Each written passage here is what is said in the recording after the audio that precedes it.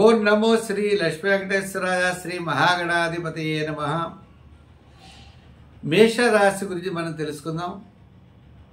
ముందుగా అందరికీ కూడా భోగి మరియు సంక్రాంతి శుభాకాంక్షలు తెలియజేస్తూ మనం ఈ నూతన సంవత్సరంలో ఈ వార ఫలాల గురించి తెలుసుకుందాం.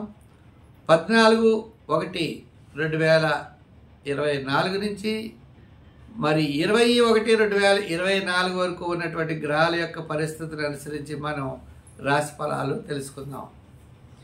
మేషరాశి వారికి మేషంలోనే గురుడు, అలాగనే మరి లాభస్థానంలో 11వ స్థానంలో శని యోగకారకుడు, మకర రాశిలో రవి యోగకారకుడు, 8వ స్థానంలో శుక్రుడు యోగిస్తాడు. మరి చంద్రుడు ఈ వారం మనకి దశమ, ఏకాదశ, ద్వాదశ స్థానాల్లో సంచారం. ఈ రాశి వారికి ముఖ్యమైన వ్యవహారాలన్నీ కూడా అత్యద్భుతంగా యోగిస్తాయి. మరి శుక్రుడు, శని, గురుడు, అదేవిధంగా ఈ శుక్రుడు వల్ల మనకి అనుకూలమైనటువంటి మార్పులు ఉంటాయి. ముఖ్యంగా దశమ స్థానంలో మకర రాశిలో రవి ప్రవేశం వల్ల ఆత్మస్థైర్యం పెరుగుతుంది, ఉద్యోగ అభివృద్ధి ఉంటుంది, నిరుద్యోగులకు అవకాశాలు ఉంటాయి, ఆరోగ్యం మెరుగవుతుంది, ఉద్యోగంలో ప్రశంసలు అందుకుంటారు. రాజకీయ పరంగా వారి యొక్క అభివృద్ధి ముందుకు వెడుతుంది.